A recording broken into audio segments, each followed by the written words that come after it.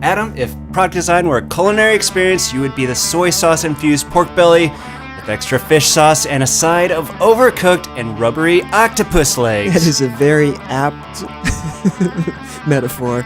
Welcome to Engineer vs. Designer, The podcast. For designers, engineers, makers, bakers, and people who turn music into jewelry. I am Adam. And I am Josh. This week we have the great pleasure to speak with the talented Elliot Blanchard of Invisible Light Network. Elliot is a multidisciplinary designer who recently presented his latest 3D printed product at Austin's South by Southwest Festival. We will start with a design history lesson and, some talk about some tech stuff, courtesy of SolidSmack.com. You don't say, followed by the same talk, courtesy of Cadjunkie.com. We're going to kind of merge that stuff together. It's all good. Speaking of Pan-Asian food frenzies, Josh, please marinate the mind muscles of our brain cavities with the rice vinegar of knowledge. What have you got for us this week? This episode of Engineer vs. Designer is brought to you by EVD's very own Cadjunkie. From SolidWorks to Rhino and Moto to Adobe, get a leg up with hours of tutorial content. Get a free membership now at cadjunkie.com. Just in case you're wondering, we've sent out a tweet for this episode. Anyone who retweets that message will be entered into a drawing for a coveted Engineer vs. Designer t-shirt. Oh, they are coveted, soft, and cottony. Yes, last week's winner is Slow Plague, who said he would, quote, cut out my eyes to rock an EVD shirt at work. And we're going to hold you to that, buddy. And that is gory and wonderful. You could be next. Head over to twitter.com/EVD1 and retweet away. Indeed. Do that. As you know, this week we're talking with Elliot Blanchard of Invisible Light Network. Yes, Elliot and his team designed the new bracelet whose form is derived from audio analysis using Rhino's Grasshopper. And we wanted to talk, first of all, we just wanted to talk about Grasshopper a little bit because we haven't Shoot the breeze a lot. about Grasshopper. Yeah, just talk through it. It started about 2007, I think, and it's developed by McNeil & Associates, the same folks that make Rhino, but it's a separate product, and it's free. So the first public build had a pretty snazzy name, got a lot of media attention. You might have remembered. Explicit History? Ring a bell? Yeah. No? Uh-huh. You do? I do. It does ring a bell. Okay. I remember that. Anybody else? And I mean, the thing about Grasshopper is that they called it Explicit History, and I guess that is an apt name for it in a way, except that it's a little bit deceptive. Because the thing about Grasshopper is that in some ways, it looks a lot like what you could do in a parametric CAD system like SolidWorks Pro Engineer, whatever, where you design, instead of designing geometry explicitly, you're designing kind of your intent.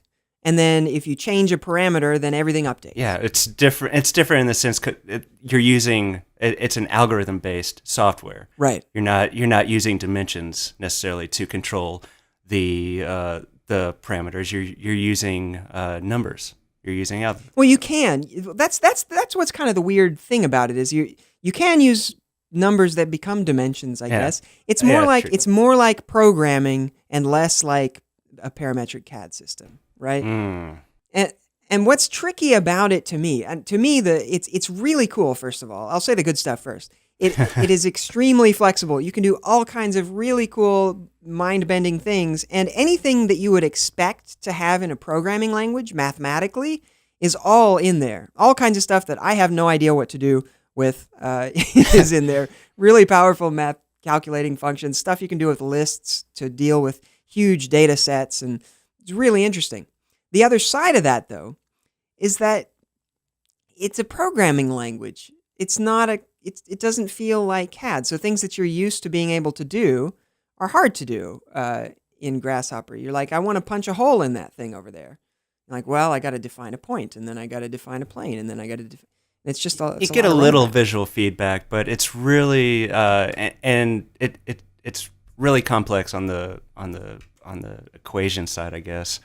But it does work beautifully for really very beautiful organic forms, and really what most people will be familiar with are those products out there that have really interesting patterns around them. Yeah, right. So generative patterns, shapes, especially along really organic shapes. So you've got some really smooth flowing shape, like Stuart Fingerhut we've had on the show before. Yes. Does some really cool furniture designs where he's got a chair that's really all smooth and flowing and swoopy, but he's got a crazy pattern all over it that changes as it moves across the surface. You can do that kind of stuff really well using Grasshopper.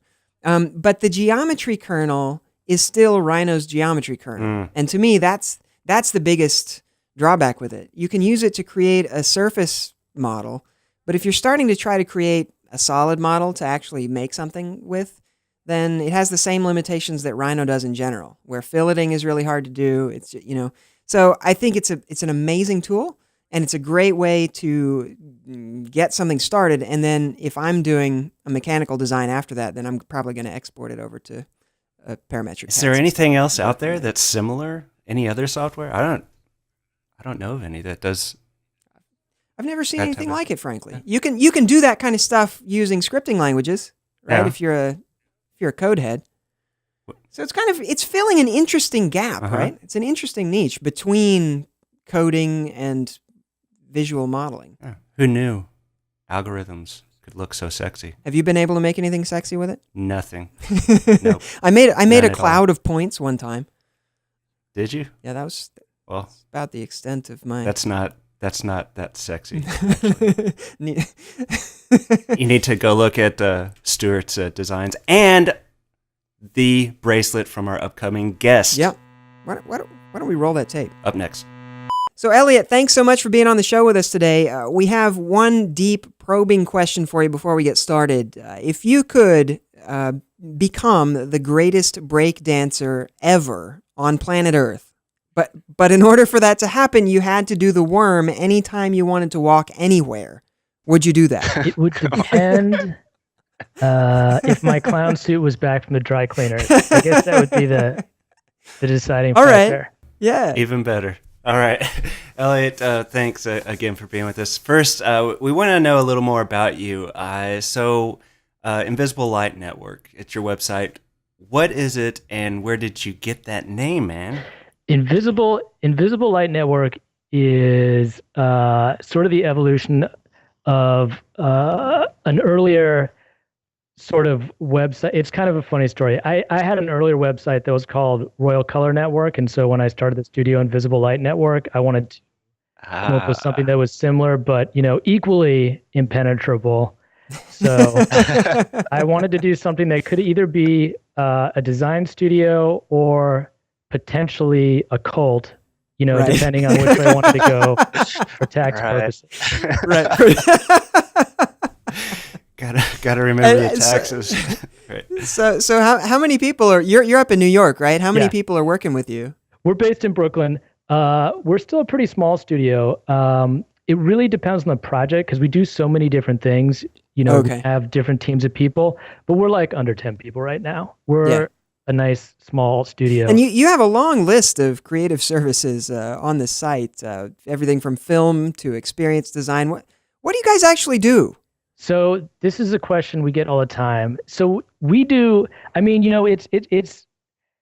we do all of it. And I think that it's kind of our definite belief that, the sort of design industry is moving in a direction that people want to work with studios that can come up with, high-level conceptual stuff and then, execute it in a variety of different fields depending on, what is right for that job, for that client, for that concept. It's kind of that whole convergence concept, right? All these different media coming together, yeah?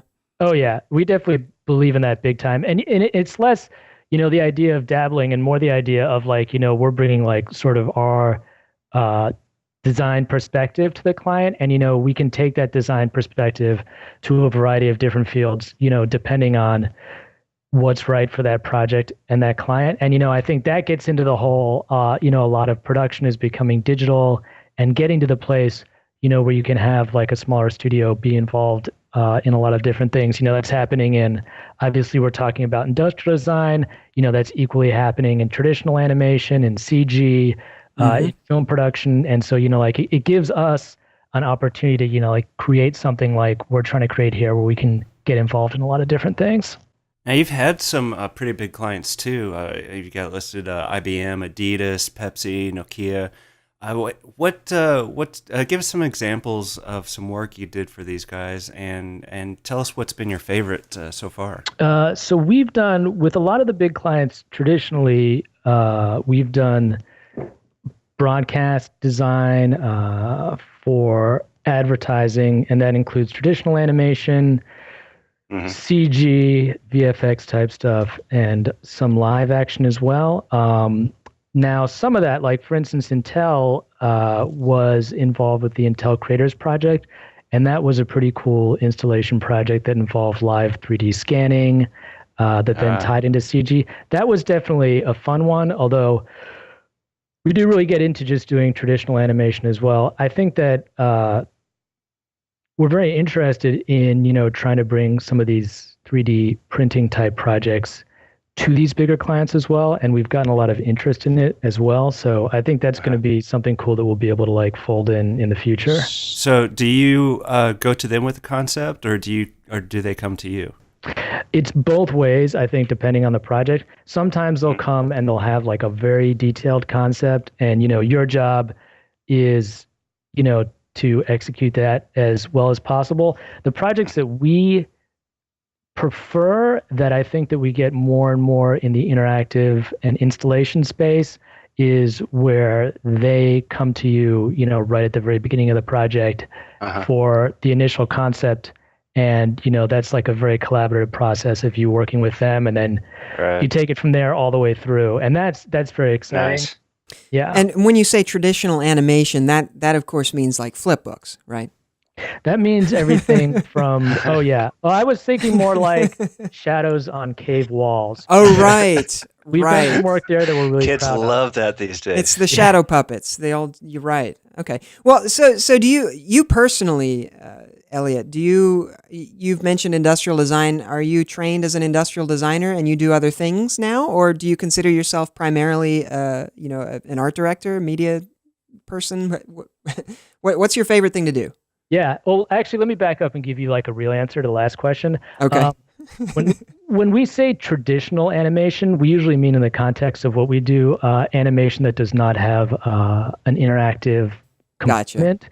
So that can mean anything from like traditional 2D cell animation to 3D CG stuff and VFX type thing. Or, I see. As long as it's not interactive. Yeah, we have like a little bit of a different definition, just in terms of like it's stuff it's more like lean back, non-interactive things. So that's probably a better answer to that question. I come from a background in animation, motion design, and interactive stuff. Industrial design is something new that we're getting into. That's very exciting for us. And again, it goes back to, now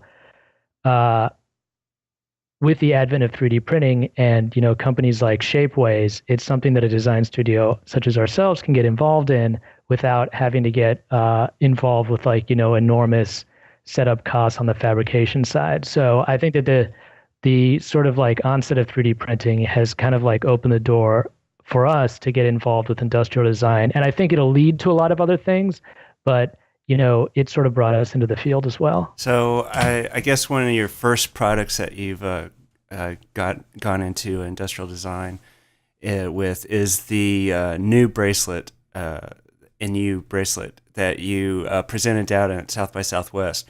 For the listeners out there who haven't heard of this, it's a 3D printed bracelet that is really a physical manifestation of audio analysis generated code. You can turn any song into a 3D printed bracelet. So such a cool concept. It looks pretty slick too.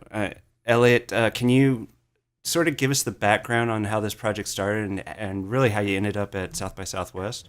So this was a pretty cool project for us because, this was, and we do, we're able to do these kind of projects pretty frequently, but this was like a totally experimental project that was like initiated by us, without having a client involved. So it was sort of a way for us to kind of like explore and push ourselves. So the way we kind of got into this specifically is, as a studio, we've always been interested in music, in fashion, and 3D printing was something that was very exciting for us as well. So, in general, when we started, we were looking for something that could kind of like, bring all of those three things together, and hopefully, we could apply sort of like our viewpoint and hopefully do something interesting with it. So that was kind of like the genesis of the project, is that we kind of looked around and we were like, we're into these three things. Let's see, what we can do with it. In terms of South by, we got involved with Shapeways very early in the project and, quickly found out that they are fantastic and just the greatest people to work with. And South by kind of happened because we were actually going to be there because we had another project called Ring that was an installation project going up there, and Shapeways was going there as well. And so, we kind of got together and teamed up on that, and Shapeways ended up sort of showcasing new at their South by booth. So it actually, it's it's like sometimes when you're onto something good because everything like just starts to fall into place, and that's what really happened here. Just kind of happens all at once. I mean, so tell us a little bit about developing for the Shapeways API. I mean, you guys must have some serious experience with this kind of thing prior, but for somebody who's interested in it, how hard was that? I mean, do you guys have full-time programmer people working on this stuff? How did you do that? No, actually, for this, it's interesting. We did not need to have a full-time person because they've definitely, credit to them, done a lot of work in, making the API process very easy to use. For us, it was like incredibly simple, and the programming overhead was, negligible. Okay, so explain to us what did you do with the API, and then how did you do it? Okay, so what we specifically did with the API is we used the part of their API that allows us to embed a Shapeways shopping cart into our InvisibleLightNetwork.com website. So that's the part we use that was very convenient. So, we have on our site a place where people can go in and put in their information, which song they want, what the artist is, all of that for their own new. And then when we create that, they come back to our website and they see, very nicely embedded in there, like a Shapeways shopping cart embedded in our website. And then it's just like one click and they're off. And everything is handled. So that's how we use the API, and it was like incredibly simple. I know that they're also doing a lot of other cool stuff, like being able to submit STL files through the API, being able to query them about like materials, pricing, and also so you can basically have your very own Shapeways right there in your site. Yeah, exactly.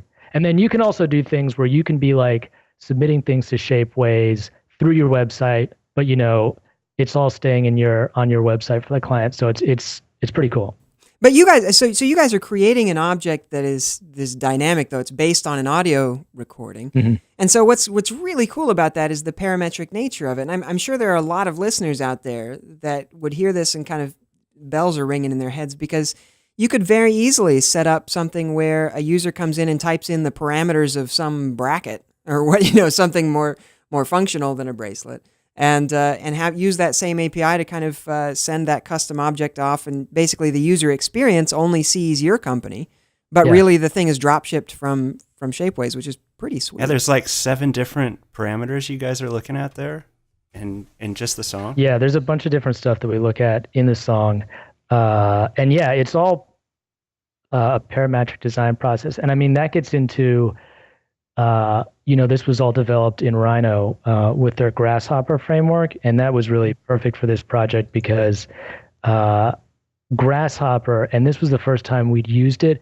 is just a fantastic, programming environment for 3D in terms of like enabling things like this that, are data driven and, really infinitely customizable. And so the Grasshopper framework, really easily was able to handle us feeding so many different types of audio data into it and, being able to produce, a clean, legitimate shape that could go right to production. And is it really actually completely automated? Like when they upload their song or whatever, does a human have to do the Grasshopper thing, or have you guys got some magic that makes that happen on its own? We're involved in large part because it's a multi-step process. Like we do some audio analysis in separate programs, and then we bring that over to Rhino for the actual data processing. So we're involved, but so it's not like push button, but it's pretty highly automated. Cool. Which is cool because like that gets into another thing. Like we wanted to do something where, it really was like rigorously like looking at the song information, and it was using that data in like a way that made sense for like the type of audio data it was. So for instance, one of the things it looks at is beats per minute. And we wanted to have it be so that, the way that was expressed in the bracelet, made sense visually in a similar way to the way that, beats per minute makes sense in the song.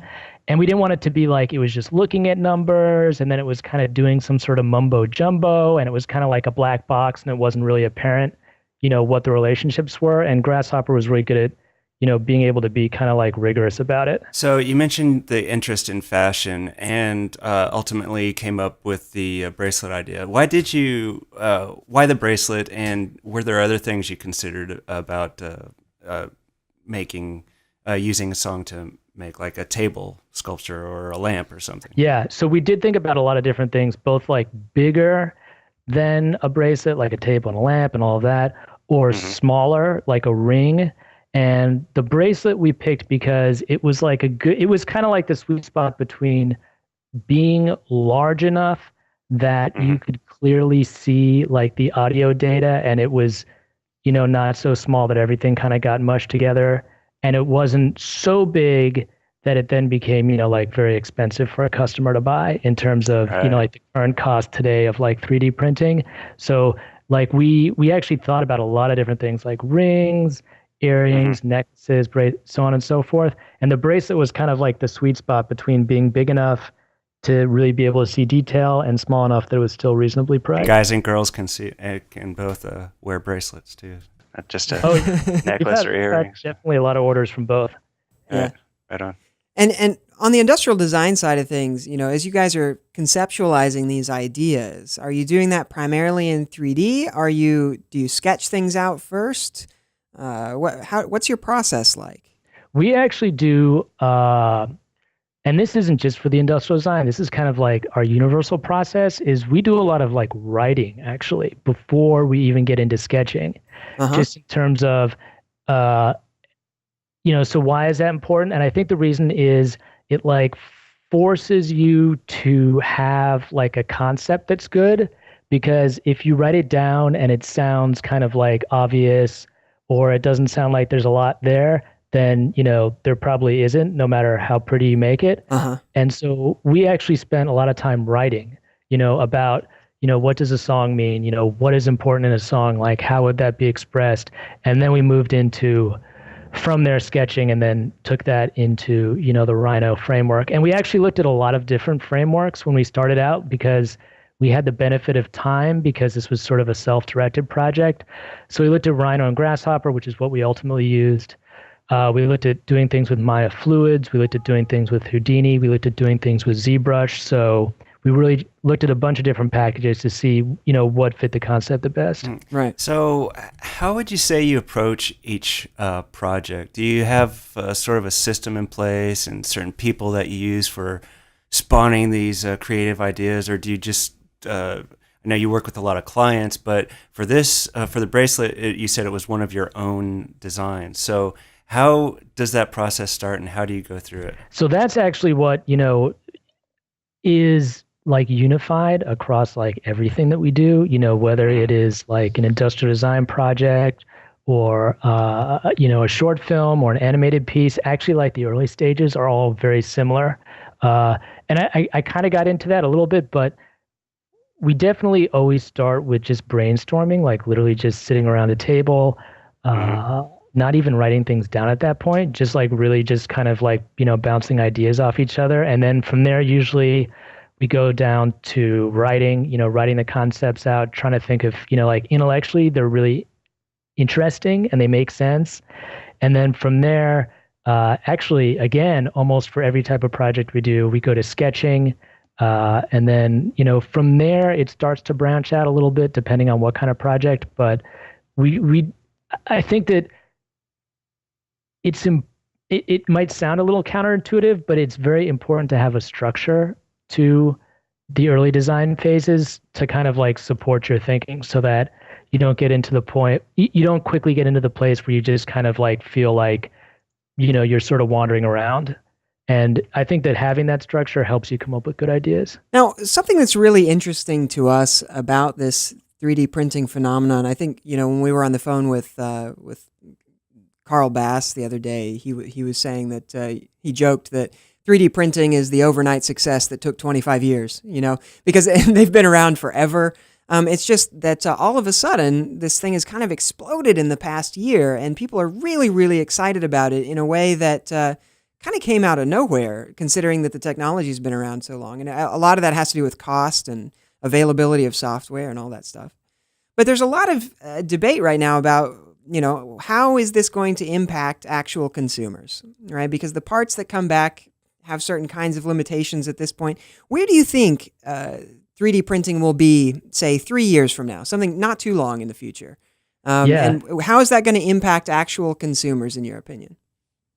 I think that, well, it's definitely interesting what he said, and I agree with it, that it kind of exploded. And I think another interesting reason why it did explode is definitely due to, I'm not a lawyer, but my understanding was in the past few years, a couple of like fundamental patents involving 3D printing and sintering and some of the big techniques expired. So, right. Other companies were able to move into the space and start doing their own work. And that was a big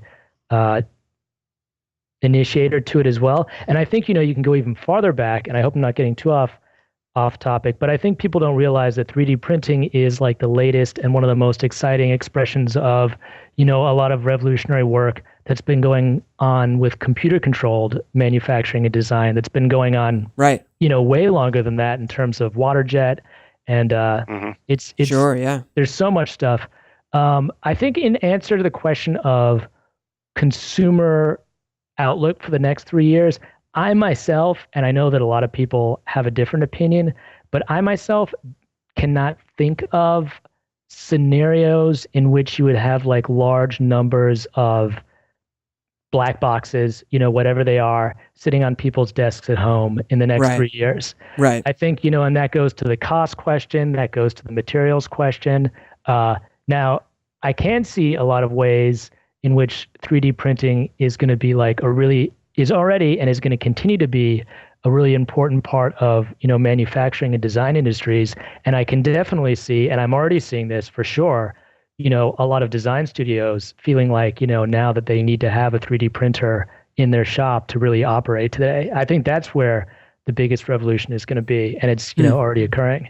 So as far as the CNC machines go, and really you talked about sort of an upheaval here in the design community. What about on the manufacturing side? Do you think we're going to see a total upheaval there? I mean, we've had a lot of interest in 3D printing. There's been a lot of talk about copyright restrictions and a lot of coverage on the political side, from the gun parts to the copyright concerns. What do you think is going to be happening on the manufacturing side? Well, I think just to bring it back to where I'm based in Brooklyn, I think that the 3D printing and CNC stuff over the last 5, 10, 15, 25 years has brought like a lot of high-end manufacturing back, not only to the US, but also into cities, which is something that I don't think people would have really expected, 50 years ago. Yeah, there's definitely. actually, and I don't know if people know this, but, there's a lot of really high-end manufacturing going on in New York City these days. And, it's a situation where they're able to do that because, they can have 3D printers, they can have water jets, they can have laser cutters, and not need to have this enormous like smoke belching factory. And so, they can operate in cities And, why is that important? Because they can be like really close to their customers, rather than having to, order something from halfway around the world, they're like a subway ride away from their big customers. And I think that's a big revolution that computer controlled manufacturing has had, of which 3D printing is being a big part of. In terms of the copyrights, again, I think that goes to how soon you think consumers are going to have something sitting on their desk that they can just punch a button and with very little technical knowledge have, like a high quality manufactured object come out the other end. The gun thing is very interesting. I'm not an expert in gun manufacturing. I feel like it's a little bit of a stunt just based on the fact that most people with an ID background know that, you can actually make a gun much easier with like very simple machine tool. Right, you can use your grandfather's metal lathe to make a gun that is a lot more effective than the plastic thing that you would print. Like I understand what he's doing. Like they're trying to make a point about a lot of issues. I feel like the gun manufacturing thing is definitely a red herring, and the reason it maybe concerns me a little bit is that I think that it could lead to some not helpful legislation potentially happening around 3D printing that is kind of like addressing a problem that, in my mind, doesn't even exist. You know what I mean? Yeah.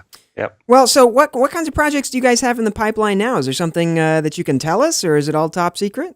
We are actually in our way, as we are. We're now working on a traditional animation project right now. Okay. That we're very excited about, and we have a bunch of other installation pieces in the pipeline that involve a lot of cool interactive stuff that I can't talk about right now. And these us finishing new and getting it out there, we've had a lot of people talk to us about projects spinning off from that I would have never even imagined or thought of when we got into this, but are very interesting. And clearly people are thinking of something like this. And we call it like the mass production, mass customization that, can apply to like a lot of stuff that is very interesting. So I have to do this stay tuned thing, but I think there's going to be a lot of interesting things coming. Right. All right, well, we'll hold you to that. We will stay tuned, by the way. Yeah, definitely, Elliot. Thanks so much for your time today. Very, very good talking to you. Yeah, man. Thanks so much. Thank you so much, guys.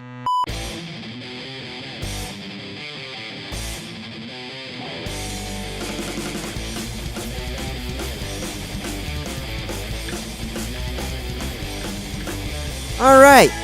Not a bad conversation, Mr. Miggs. Not a bad one at all, Adam. In fact, Josh, having Elliot on the show was even better than that time I put Nair in your shampoo bottle. Wait, what? I'm balding? Yeah, well, not actually. Watch your back, buddy. Watch your back. That's all I'm saying.